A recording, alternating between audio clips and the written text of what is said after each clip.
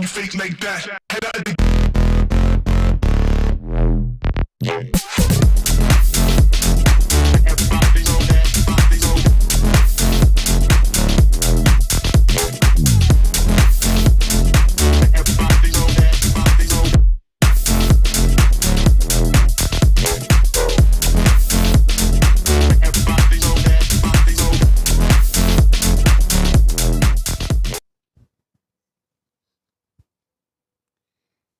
Welcome everybody, and hello to all the listeners here in this room and to all the listeners in the stream.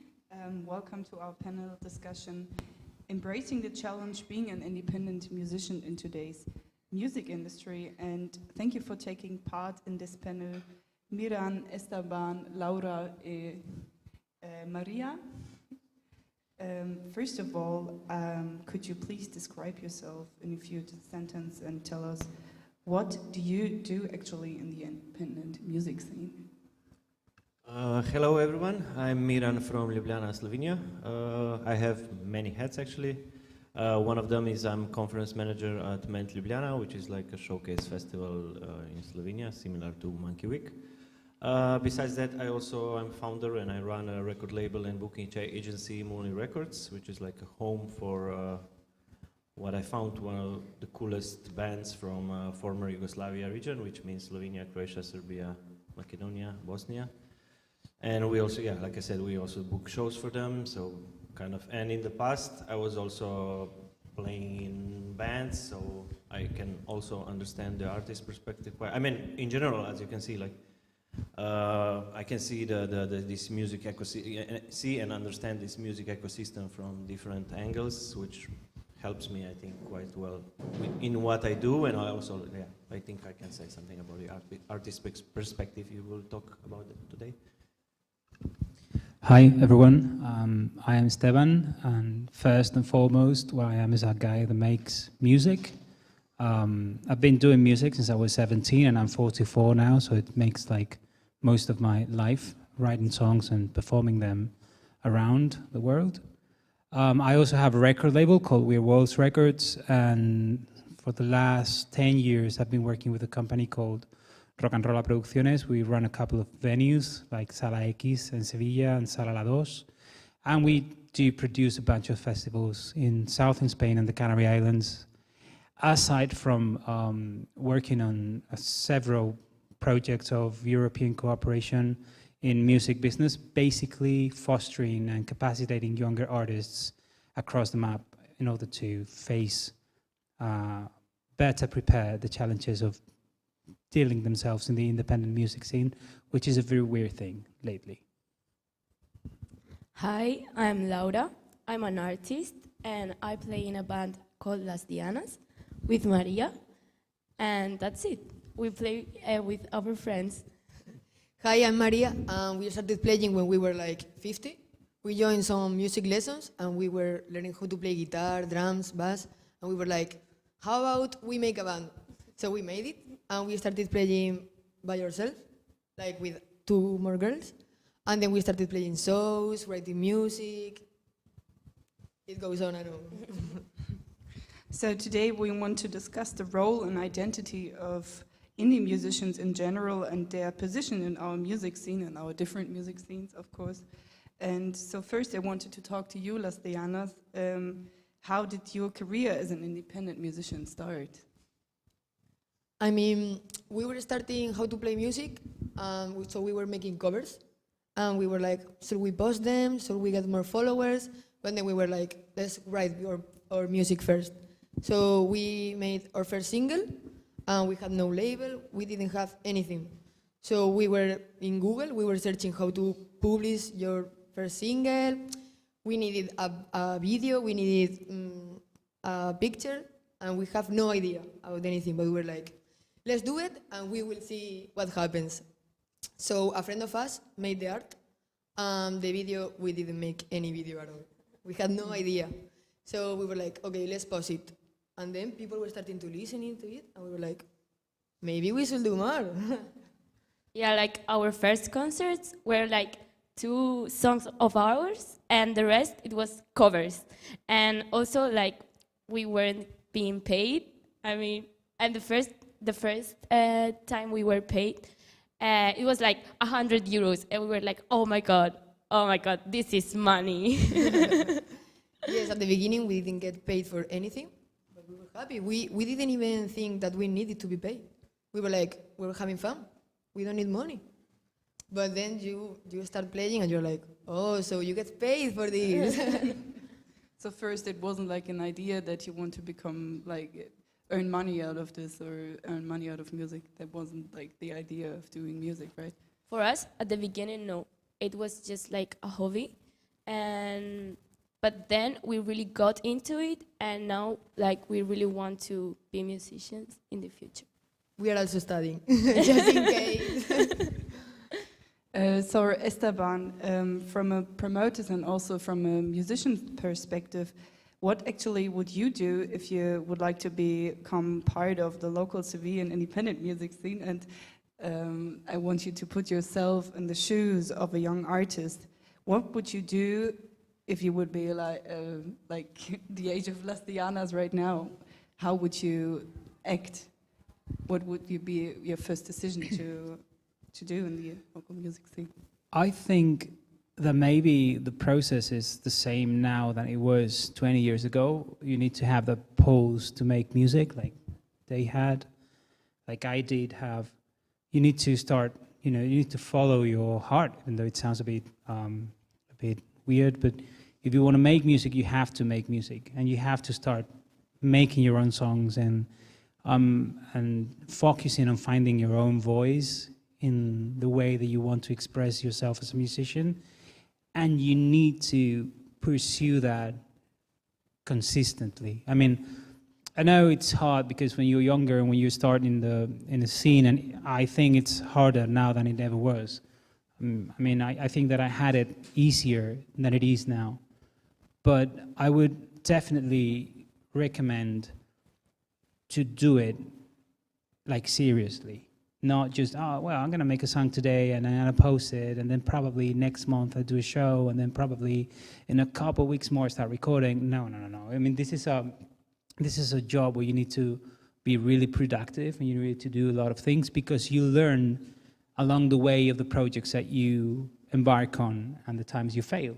So you need to embrace that process of failing consistently in order to learn and start making your way up in the scene. So the only advice I would dare to give anyone starting is to just make more songs. If you finish one song, do another song, and when you finish the second song, do a third song, and when you do one show, think of what you've done and just book another show and play in a squat place if you can, play in a venue, open for another artist, do as many things as you can with the time that you have and the resources you're able to grasp, but just do it. Like, don't think of doing it, don't plan for doing it, don't strategize for doing it, just do it. At the beginning, just do it. So we're speaking of becoming independent artists, and I want you, Miran, to imagine a city with a perfect music scene. And I wondered, because we are talking about like just doing music and so on, but I wondered which infrastructure is needed to make that actually happen. For the artists to grow. Okay. Yeah, or for to realize your dream to become an independent artist or to play in a band. What kind of infrastructure is needed to do that, like in a city? Okay, it's quite a lot. But okay, I think for the bands that is starting, I mean, one thing is like, Esteban said, like, yeah, writing songs, so you need studio, you need, and then you need some assets or channels to promote the music, which is maybe local radio, some influential radio, journalists, medias, blah, blah, blah, so you can push your music around and introduce the audience to your music. And of course, I think especially, I mean, most of the artists I think are kind of, I mean, at least the artists I work with, they like playing live the most. So I think the live thing is the most important for them. For that, you need venues, festivals, stuff like that. And of course, when you grow, you also need, I think every artist need, I mean, at a certain point, they need a team around them, which means like or is it a manager? Is it like booking agent? Is somebody the record label?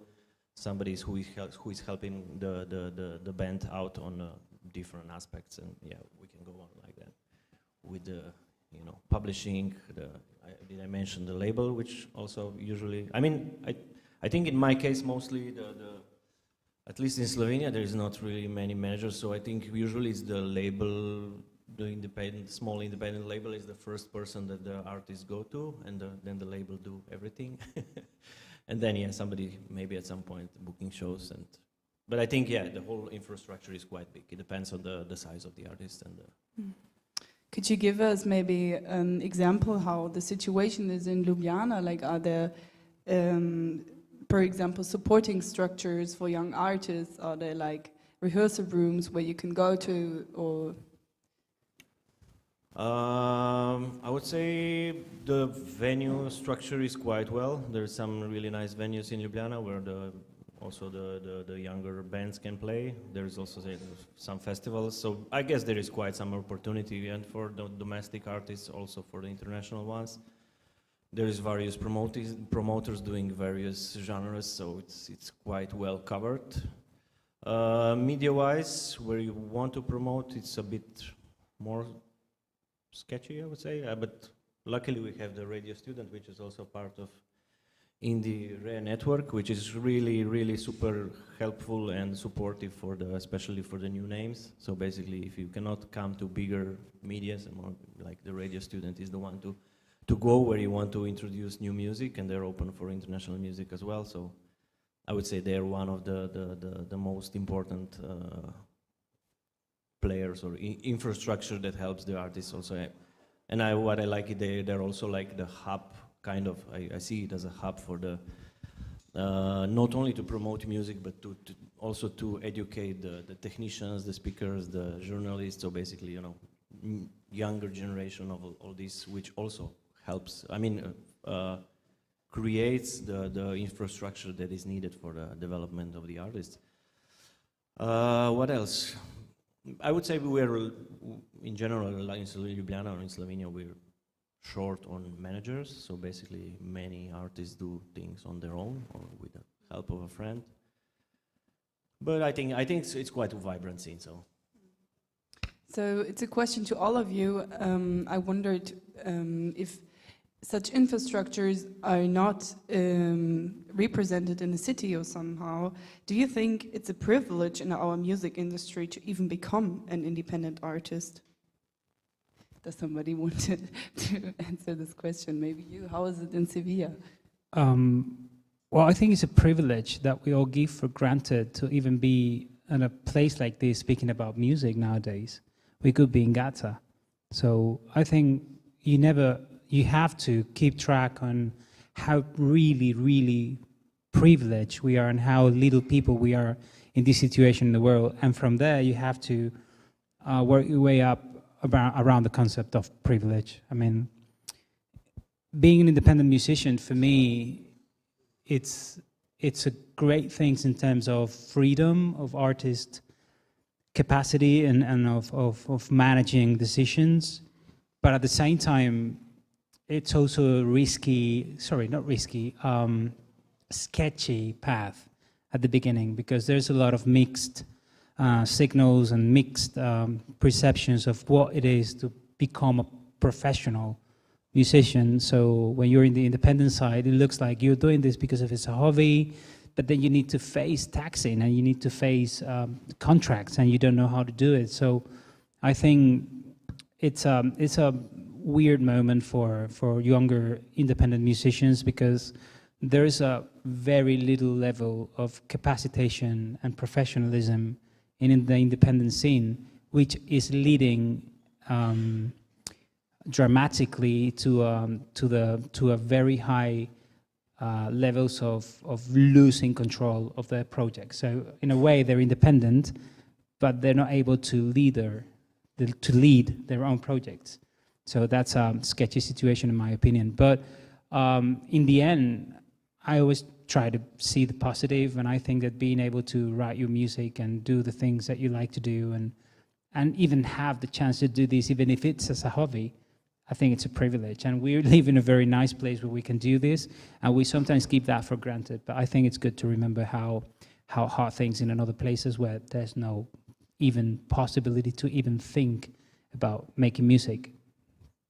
From a musician's perspective, what would you say, Maria, to this topic? Like, is it a privilege to you to do music? Yes, of course, but it also takes a lot of work. You need to write your music. You need to compose every single bass, drums, guitars. Then you have to think about the art. Maybe make it yourself. Maybe pay somebody else to do it, which will lead to you losing money, because if you have to pay somebody for the master, for the art, for the video, for the net, then you have to pay Spotify, and also, if you don't have someone that records you in your city, for example, you have to move to another place to record your music. So that's a really disadvantage for you. Luckily for us, it's not like that. In our city, we have a really good infrastructure in Granada, but probably someone that lives in a village or something like that has less opportunities to become an independent artist because they don't have the means to be that. Also, thanks to the internet, everybody can make music now. You can go to YouTube and search for a song that has already been made, and then you write the lyrics, and then you can post it. So everybody can make music nowadays, but that's fair also. Depends on what music do you want to But do. I would say the real advantage of the internet is not accessing what's already been made and trying to sing on top of that. I know there are some barriers when you live in smaller cities, but it's cheaper to buy a laptop and a soundboard and a sound and an audio interface and learn how to record yourself than to record 2 records in a professional studio. So, I did that. For the first 15 years of my career, I was paying studios to record my music. Then when I started this band I'm in now, we decided that we were going to have that control. So we bought the equipment. It was cheaper than the last record we did. And we spent a year and a half studying how to record. And we've done 14 records since then. No record ever, no studio ever again. Did you learn by yourself? Yeah. By Internet. Yeah, that's the thing. If you have internet, you can learn how to make music. If you don't, Well, I'm giving for granted that most of us have internet we're nowadays. talking about the privileges, I think. Yeah, of course. But The infrastructure, I don't know. For example, in Germany, when you live in a small village, you don't have really fast internet or something. The internet infrastructure isn't that great in German villages. Well. So I wanted to talk to you about actually being then, before now you became an independent artist, now you are an independent artist. So you are signed on a label, Las Dianas, and I wondered, how does your label support you? So we started making music, and we posted the first single, and some people were contacting us, but we were 17. We didn't know anything. We have never signed a contract before of any type. So many people contacted us, and we were talking to our parents should we sign? And our parents were maybe you should go to the university. So then we met some people, but we were not really sure. But then Casa Maracas, a record label from our city, was can we meet? So we went to their office and we had a chat, and we were they live in Granada, they seem nice, they believe in us. So we're maybe we should try. So we went there, and when we read the contract, we were we don't understand anything. It was money, taxes. We had never paid taxes. We had never done any money at all. And who helped you out then? Who read the contract with you together? Our parents. Are your parents lawyers? What? Are they lawyers? No. Are they They're coming? not from music industry, I guess. No, not at all. But they're supporting you by going to your concerts. Yes, that of course, because then they get to the VIP and they get free food, free drinks. But at that time, they were are you really sure about signing? Because this means 2 years, and then maybe you want to move to another city, maybe you want to study something outside, maybe you want to work. But we were like, we are signing. We believe in this, they believe in us, this is happening, and then we will see. So you decided to sign this on a label, so can you still be independent through, even though you signed a label? Like, do you have decisions you can, like, for example, you wanted to study in another city, or, yeah, sorry. Yes. For example, Laura lived in Berlin last year. Well, not Berlin, but... In Leipzig, yes. But, I mean, it's hard because it's a job, and you have to do your job because you have a contract. And, yeah, we believe that we are young and free, and I went there, but I was there and I was thinking all the time, oh my God, I have to write this song, I have to go to Spain, I have to... So, yeah, you have to be there, and I think we don't have this freedom, like, because it's a job, and you have to compromise. But yeah, I mean, our label really believed in us and really gave us our space, and I think they really supported us, and now, yeah, they are helping us for the next album, like, monetarily, and I don't know, like, they really, really help us. They are like people. It is not like a big thing behind you, like a multinational or something like that. They are people, and they are there with you. Like, yeah, I don't know. Also, at that time, we needed money, because we were like, if we want to record an album, you need to pay for a producer, because we didn't have the knowledge to do it ourselves. So we needed somebody behind us that could provide us that service. So we signed. Well, I'm sorry to interrupt, but I would recommend everyone who's listening, if you're presented with a contract, always find a lawyer and read the contract with a lawyer, and never ever sign anything without a lawyer that you trust telling you this is okay to sign. I mean, I'm sure your case is fantastic. I mean, but honestly, most of them are not. And record labels in general are companies, even though they're independent. They're looking for a profit, and they're looking for, which is perfectly legit and good. You know, I'm a record label, my own, not myself, but like I have a record label. But it is utterly important to have someone who understands the text and the law and what it implies, to read it for you and to tell you, well, this money that they're giving you is going to be recouped in these ways, and you're going to have control over this or that concepts, and you're going to be able to get money back from the money that you are producing as musicians in this way or this other way. Again, I don't know your contract. I'm sure it's okay, and I've heard good things about Casa Maracas, but often it's not the case. So it's good. I mean, it's important to have a lawyer around. Yes, we had to negotiate. Mm-hmm. Some cases, like, for example, at the beginning they were like 5 years, and we were like, dude, that's half of our lives.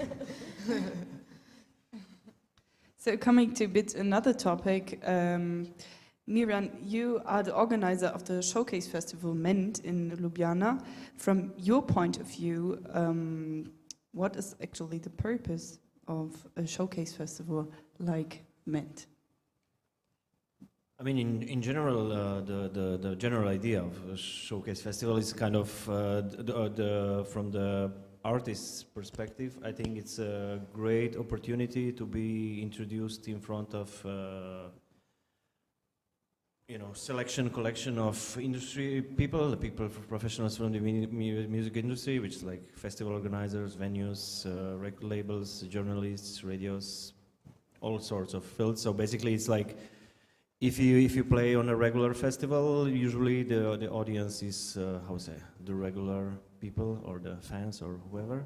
While on the Showcase Festival, a big portion of the audience is like the professionals who can maybe, and many of these people are also scouting for the new acts, or just like curious to find out. I mean, it's also for them, it's a great opportunity. Like, if you have 200 bands playing in 3 days, it's a, yeah, you can make a good scan of what's going on somewhere.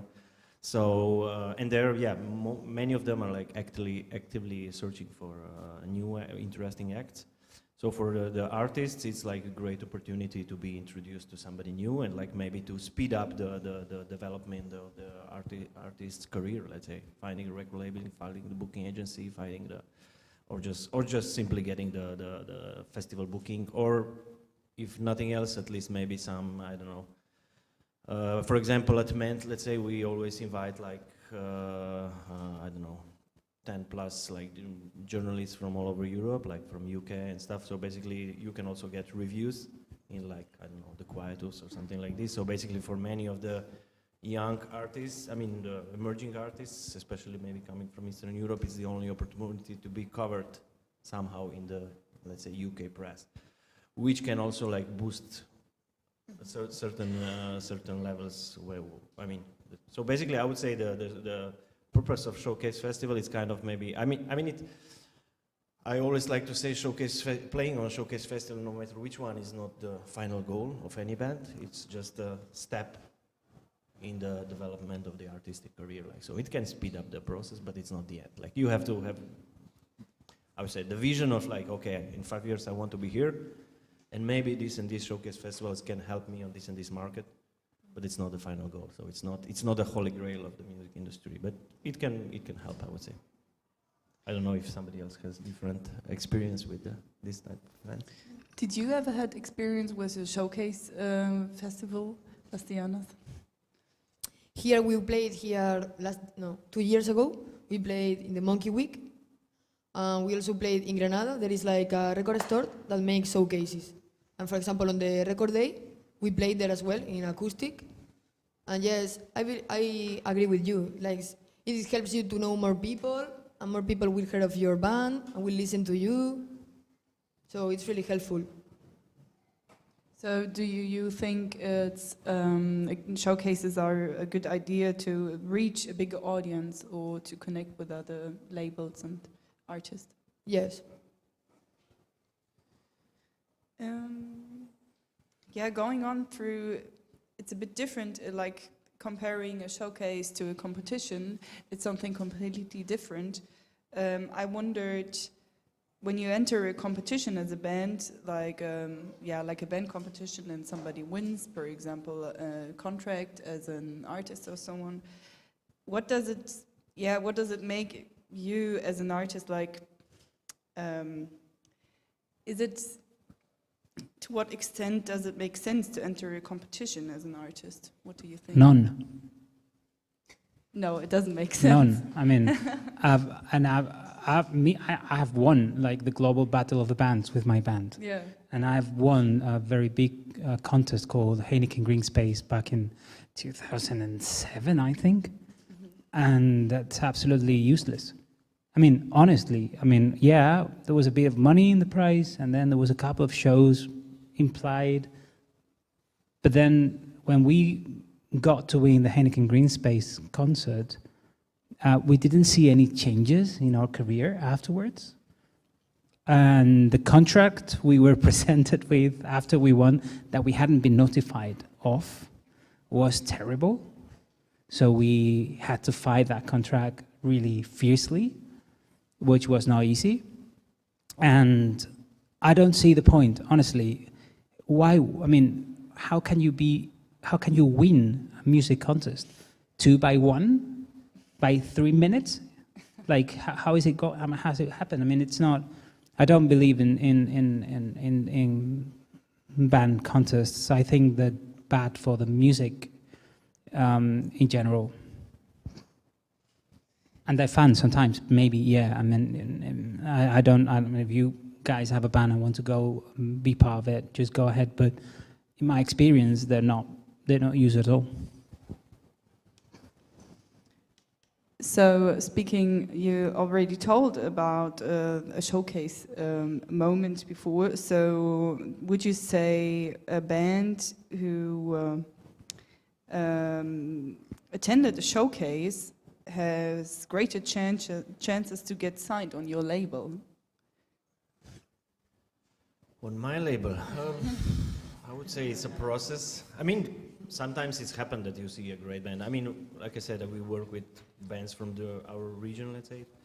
And mostly you know about them in advance already, but it's, yeah, sometimes it's always nice to check them twice, especially, I mean, I always check bands live before working with them, because I don't know, also because we do the booking, and like, yeah, we want to sell the good product, let's call it in these terms.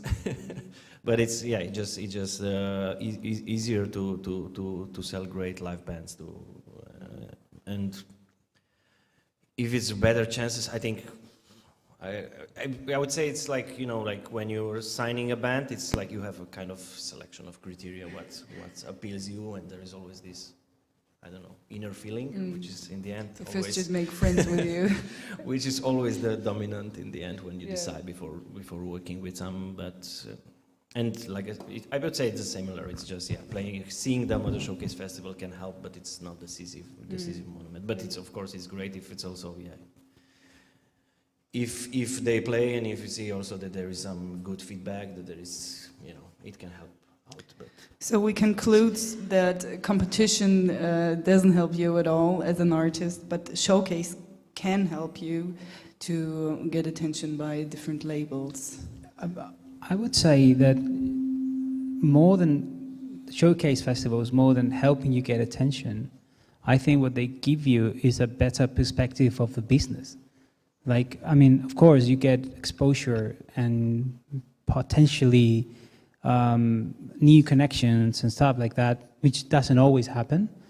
But I think that what definitely gives you, if you attend a showcase festival as an independent artist, is a better view of what's going on. Like, you learn, if you're able to see closely, and if you pay attention, you see the dynamics, and you see how sometimes music is not really the most important thing in this business, which is sad, but it's true. I mean, I sometimes get the feeling that music business is not about music anymore, and it's turning into a show business weird scenario where, like, it's more important who you're friends with or who you're working with in previous projects or whatever. I mean, I don't want to be so bitter about this, but this is like what I perceive in most of the showcase festivals that I go to, and I go to some, like a lot of them, and I see that this is just a good, very, very good training ground to see how this works, to understand a bit more of the ropes of the international scene, because sometimes independent artists at the beginning, they're not like very well traveled, and they haven't been to different countries and different places, and they don't really know how things may develop. So it's important for the younger bands mostly to go to these events, because you learn a lot by only seeing how people are interacting with each other, and I think it's a very valuable lesson. I can I just want just add something? Yeah. I would say, like, the point of who knows who. I think it's not just the matter of showcase festival. I mean, it's also when you, of course. it's over present. Also, if you want to book a tour, it's again like who you know and who to reach out. If there is, when you send an email, if you don't know the person, maybe you will not get a reply. If you already meet him, you know face to face, probably you will get a response. So basically, it's in everything. It's about who you know. And I would say the network that you as professionals, as the record labels, agents, whatever, the networks that we have is the most valuable thing, I would say, and it's super important. And yeah, also on the showcase festivals, you can enlarge your networks, which can really, really help. Well, 100%. But just one thing that I sometimes, if I put myself on the gloomy, darker side of the spectrum, thinking about showcase festivals, what I think is that sometimes all these events, from the smallest one to South by Southwest, I've been there a few times, and you realize how there is a side to it that if you look at it, you can understand that showcase festivals are like huge machines of the music business that needs coal to function. And the coal are the younger bands that think that they're going to go there and be discovered somehow. And I like to think that even though that's a necessary process, because I've been there. I mean, I've gone the first time I went to Liverpool Sound City, or that I went to the Greatscape, or that I went to South by Southwest, or North by Northeast that I did as well, though it's not working anymore, the Canadian Music Week, or Sound of the City in China, and I've been to all of those playing shows. And yeah, you think, oh, maybe this is going to break my career into something better. And in the end, the only thing that I got was learning how things were. You know, I never really got like an extraordinary opportunity from a showcase festival, to be honest. But yeah, definitely. I mean, knowing each other is very And I would important. just sorry. Yeah. I would say, yeah, the advice for the artists is really choose which one you go to, like, and why you go to some. I mean, there are so many showcase events in Europe and the whole world, so you cannot just showcase all your year long. So basically, really choose the ones that really will help you somehow. So basically, do some research, ask somebody, okay, is coming to this and this word within my strategy, and then, yeah, go there with a clear mind why you go there. Just a quick yes or no question. Do you think showcases are building up in music, the diversity of music genres? Sorry, Yeah, what? like if there are many genres represented, or is it like more, okay? Not really. Most of it is indie music, underground music, because reggaeton, it doesn't have many showcases, or R&B maybe more, but trap not at all. So, but I wanted to quit with this theme right now. So, speaking through about promotion of yourself by applying on a showcase festival, I wondered if you can say something to that, Las Dianas. What is the difference between doing promotion by yourself, for example, on social media, or having a promoter? For example, we didn't make any press content. We didn't make any news. We posted on Instagram. We didn't even have Facebook, because we're like, people our age don't use it, so we don't have to make one. But they were like, do one, so we made it. And also, we post what we think should be posted, but they are like, no, you have to post this and this. So they know more about the music industry. They know more about economy. Yeah, and they have contact, and now we can do like radio shows and interviews and all that stuff that before we couldn't, because we didn't have the means and we didn't know who to contact. And yeah, I think they really do like a good job in that aspect.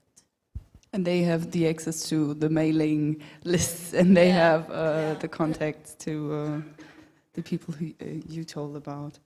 I want to talk to you with the interaction between listeners and bands, and playing in a band, working as a festival organizer, or working as a label owner means always being in contact with people. You, Las Dianas, stand on the stage, and you, Miran and Esteban, ensure that the stage stands.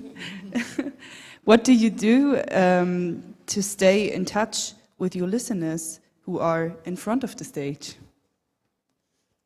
I mean, I think social media, sometimes it's like a really good tool for that, and to be in contact with your fan base. But also, like when we play in a show, we get down and talk with people. And of course, during the show, you put the best of you and you talk with them. I mean, you are nothing without them. So you have to build this confidence and good relationship with them. And I think we are really social people. So I don't know, we just go down, talk with these people, also on social media. Yeah. Do you have like merchandise you sell after the concert or Yes, so? we do it Ourselves. We sell it ourselves, yeah. And what would you say, Esteban? I'm not really social, so I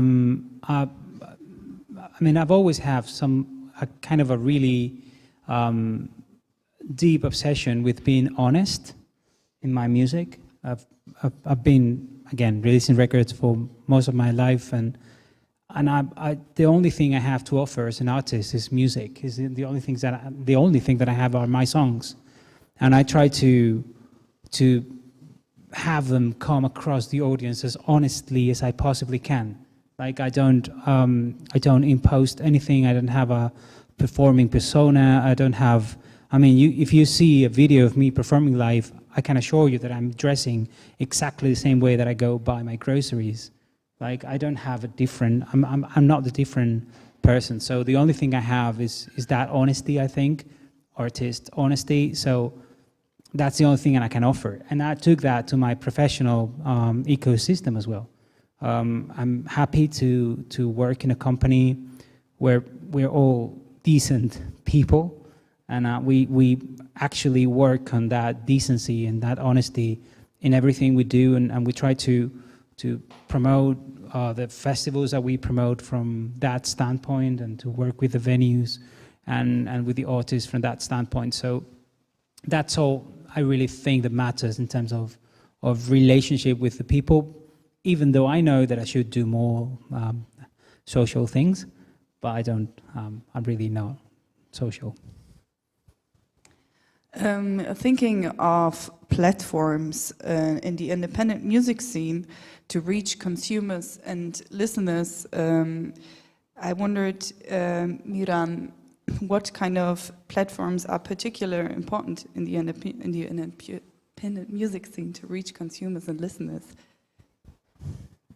I mean, of course, I mean, in our case, and maybe the case of our region is like from the platform to deliver music, the Bandcamp is super important, also because Spotify was not present until 3-4 years ago. So basically, all the independent artists were really relying hard on Bandcamp. Of course, then we have all the streaming platforms to deliver the music. What was the question? Yeah, which platforms do you use? It could be also as well an analog platform, yeah, like selling your music after a concert on merchandise. Okay. Like what is actually the most important thing? I mean, like, I would say for us it's the live shows, the shows that we book, or the shows that we promote. Is one thing is having the we discussed before, feedback from the audience, being in touch with but also like for us, we basically also rely our selling of our records on the live shows. So basically that's, yeah, in a way this is our super important platform. And then also like the platforms that you can promote your music, not only the social media, but I would say the kind of influential players on the market to deliver music, like I mentioned before, radio students is kind of okay. They are like one of the platforms where we can present the new music that we are putting out and stuff like that. So are analog record sales and concert attendance the most important thing still in the independent scene, right? I don't know if they're the most important, but they're definitely important. But more than the platforms that I think that are more useful, there's a platform that I miss, in Spain, which is radio. I mean, I know you guys have radio stations, and in Spain there's no radio stations other than Radio 3 or Emma or Onda Local who fosters a bit of an independent scene, and Radio 3, which is the national radio station, is hyper collapsed because they're the only ones, so the access is getting more and more difficult. And I'm super lucky because I know everybody there, and everything I put out in the label, everything I put out with my band, it gets space there in Radio 3. But if I put myself in the shoes of an independent artist trying to get to Radio 3 now, it's really difficult because the time is limited. And there's no university radio stations in Spain. There are no local radio playing local independent music. So that's the platform that I miss the most. Like, there's no radio. I mean, nobody listens to the radio in Spain. Even Radio 3, which is kind of super big, if you take a look at the audience and the shares compared to the other radio stations in the country, it's really small. It's really, really small. I mean, even the most successful program in Radio 3 compared to the smallest radio program on commercial radio stations, the bigger. So I miss radio in Spain very much. Yes, I agree. There are only a few really small radios in Spain. Young people don't really listen to radio anymore.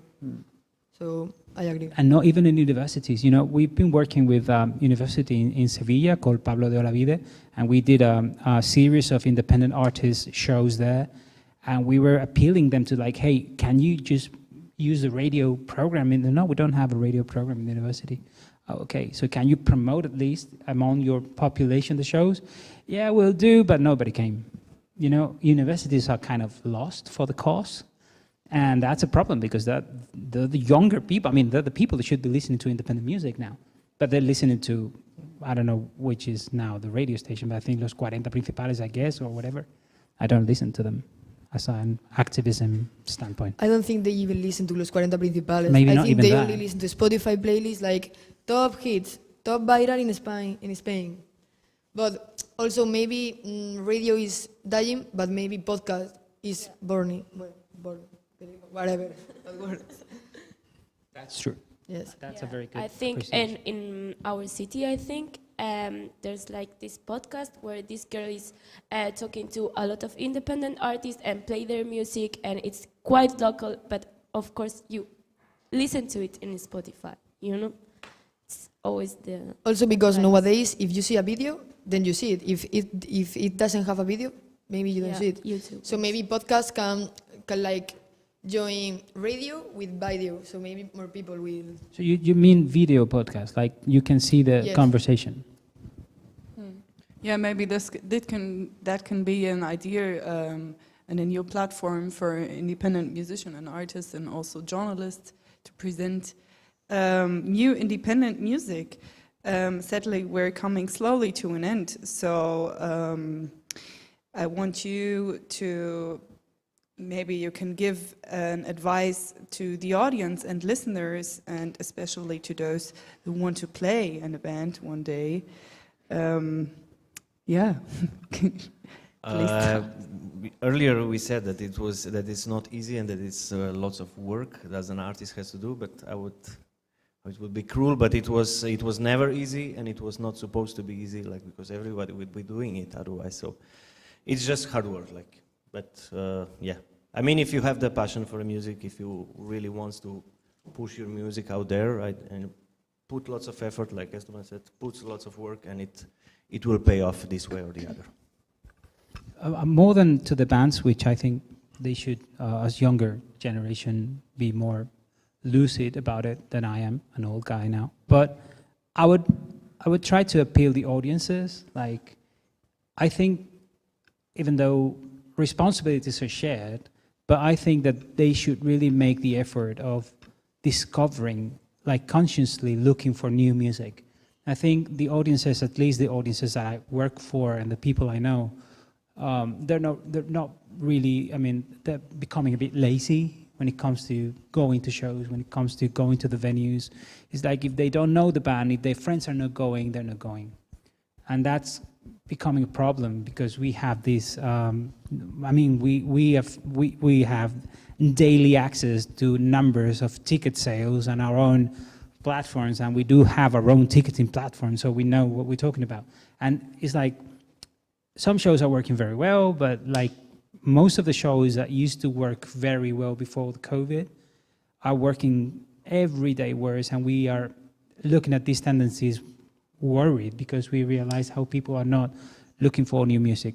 For example, and to be very quick, at Sala X, on Tuesdays, Wednesdays, we used to book international, completely unknown independent bands from Portugal, Poland, I don't know, from all over Europe, or even outside of Europe if they were around on tour. And we never had less than 80, 90 people. Now there's nobody coming.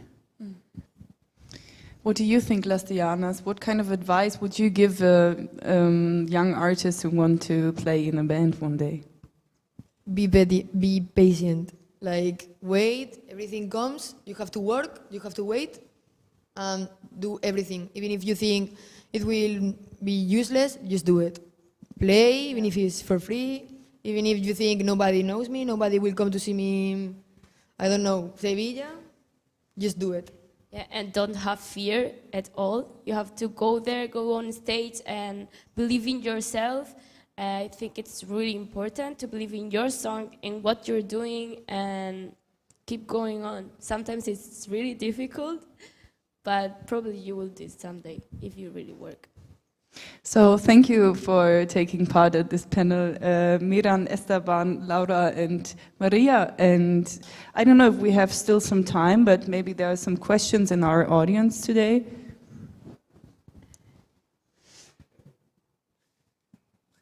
No, they aren't.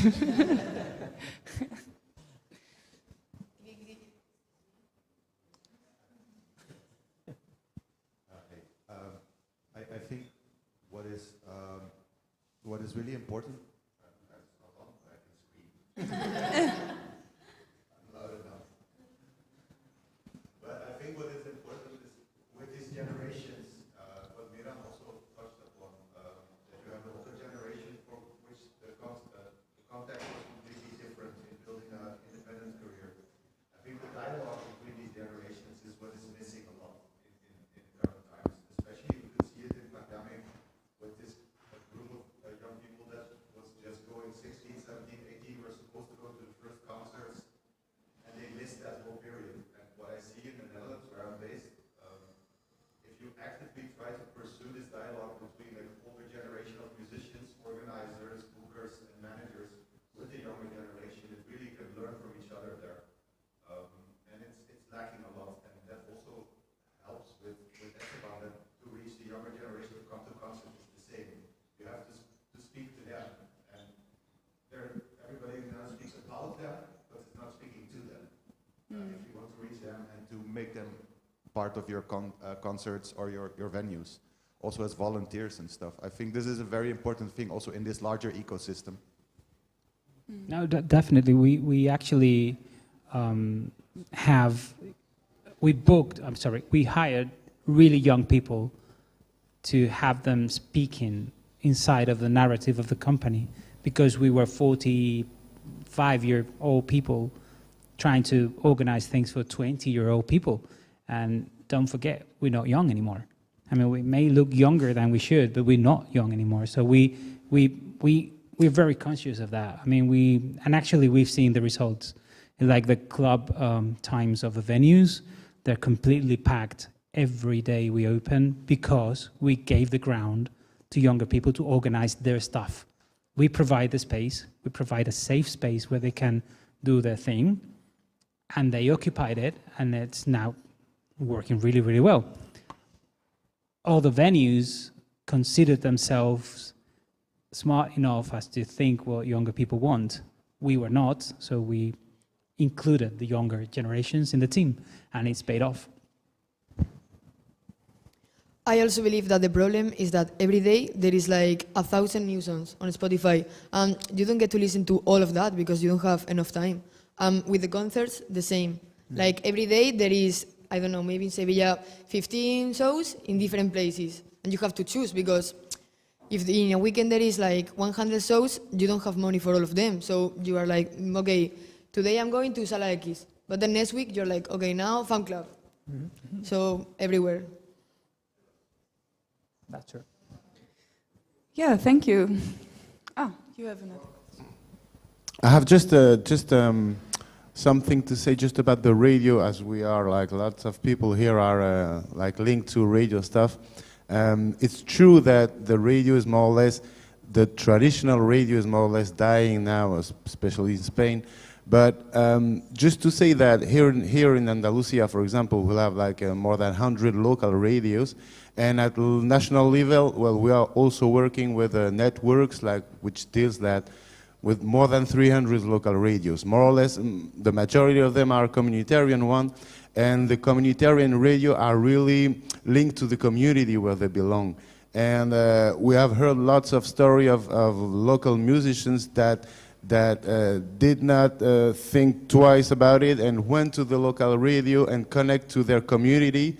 the community of the radio, I mean, and it helped them a lot to become a little bit more known in this community, and it means that also linked to other community radio, because all the little radio here in Spain at least, but in Europe also, are quite linked together in this fact. Well, we are like radio from eight countries here, and we have been linked for about the last 10 years, exchanging program, exchanging content, and it could also be, I'm not saying it's the best way, but it could also be a good thing to go and to speak with the people that are linked to this little local radio, because they are not so little and they are not so local. And I would also maybe, well, just to say that it's not only about the biggest radio, because when you begin in the independent music, well, you cannot think of going directly to Radio Tres, of course, you know, but maybe beginning little and getting known and getting in touch with this little radio that are already in touch with others can help. Yeah, of course. I think in our Indie Break project, the hot rotation of our featured song, which always features an independent song of the regional scene of the radio, is really a pretty good idea of like exchanging independent music in our different scenes. So. But in my experience, I agree with you. I mean, local radio networks exist, and that's something that is not, I mean, it does exist in Spain, but I don't know where the problem is in the chain of connection between musicians and the radios. I haven't really thought really thoroughly the matter, but I feel like the media in general has lost the role that they supposedly have, which is showing people things that nobody knows, so they are known. And now it's like the media's need to show people things who already have traction, so they get listeners or readers or viewers. So there's something perverse there. Like, I mean, and I feel, I mean, my band, my label, we're not really popular, you know. We're really small. Yeah, we do have many records and we've toured all over the world and whatnot, but we're not really popular. I mean, if we play in your town, you're probably never going to come because you don't even know who we are. But I think that what's important, it is to, I mean, the journalism should be like investigating and doing this kind of labor of archaeology and looking for these interesting bands according to my criteria as a journalist, and showing them to people who doesn't know them, who don't know them, because I think they should know them. But instead, it's like, this band who's already very popular, I'm going to have them in my show so I have more listeners, because sadly, I think we're all under the dictatorship of the social media popularity and traction. So I'm sure that you guys, because otherwise you wouldn't be organizing this, are not like this. But we need to think that the ecosystem is rigged that way, you know? It's like press media, everything is like that, you know? I mean, for example, last Monday I did a show in Madrid, La Riviera, 2,200 people. I was playing with Explosions in the Sky, which is an amazing band in the biggest venue almost in Madrid. And I went to every press media and radio show in the area, like, hey, I just put out a record last spring. I'm playing in Madrid. This is the biggest show we've done ever in Madrid, and we've played this year 3 times in Madrid. We did Ocho y Medio, we did the National Day of the Museums with Radio 3, and then we did this show. And they all told me, yeah, but, you know, it's like, no, it's not really that interesting. And now, I mean, it's very difficult because you don't have the traction. And that's legit. Again, I know they have the business model, and I know that. But I think that that's missing. That's the connection that's missing. Like these, it's like festivals, you know, like bigger commercial festivals. They don't, well, this is another debate. But I think it's a bit of a perversion at the moment, what media should be doing and what they're actually doing. Yes, I agree with you. Sometimes, for example, radios will only interview you if they think, if I interview her, maybe more people who know her will listen to my radio. So, yes.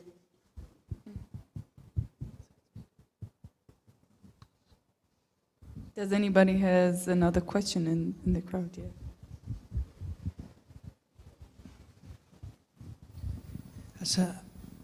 As you told you, there's a change in the paradigm of the way of listening, because the young people don't listen to the radio, but the radio is still important because there is other generations that still buying vinyls, CDs, and they are in the old school glory days. But what are your recommendations to have a list of not important, but I think micro-influence bloggers and radios to spread the music of our artists? Because I think it's not easy. Even as Esteban said, even knows the names of the journalists or everything. It's difficult to get that journalist to go to the live performance and whatever. But we must try it. And that's the point. That is our work. But I don't know if there is like a list in internet or something that we can help that divides in different music styles, because there is not sense to have a list with thousands and thousands of millions of radio stations online, and you can divide if you are indie or you are reggae or whatever. What are the recommendations to do that? Sorry, I don't know if you. I always do. I have some like recommendations that I usually give to younger people or people who ask me anyway.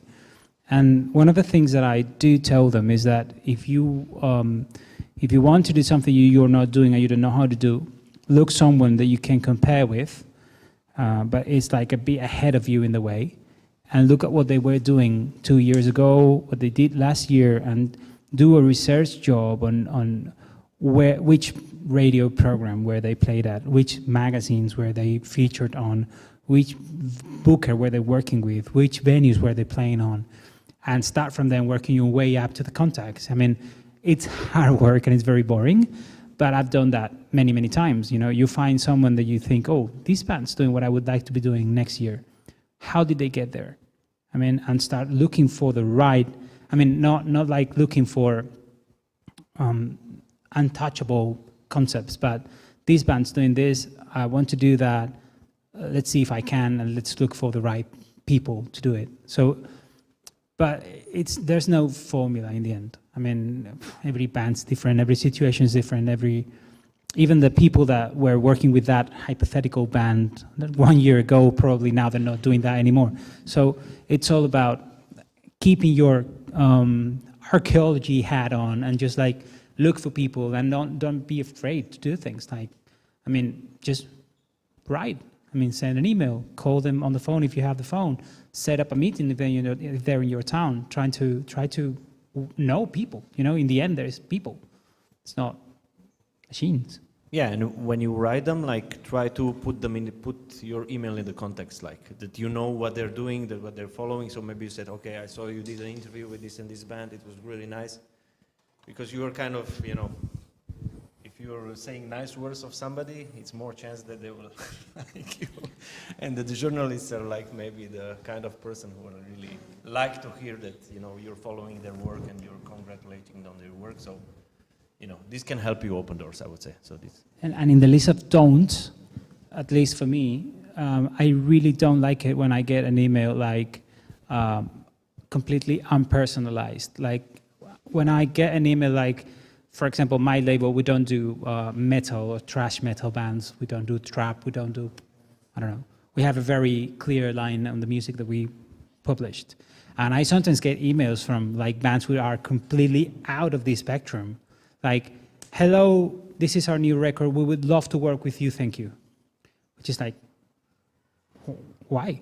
I mean, why would you like to work with me? I mean, don't even know who I am actually. And he's like in the CCO field, you know, that is like sent even to undisclosed recipients. So I wouldn't do that. I don't like doing that. I like if I write an email, I try to do that. Like, hey, I know you because someone gave me your email, or I've been researching your job, or I've read the article, and I think that you may have something interesting to tell me about what I'm doing, just looking for opinions or looking for advice.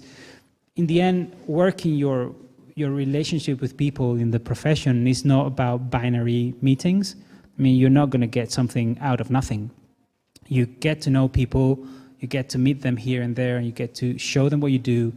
And at least that's how I like doing things. Maybe I'm not really successful, so maybe it's not the best way. But what I like to do is like not put the pressure on people. Like, it's not like, hey, listen to my record, this is amazing, just book me to play in the Balkans. You know, no, I don't do that. What I do is like, this is what I do.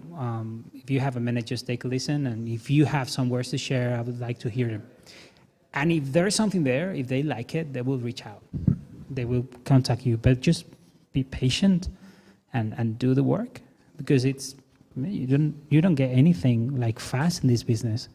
Even though you think it's fast, even though you see a success case and they think, wow, they were no one last year and now they're super famous.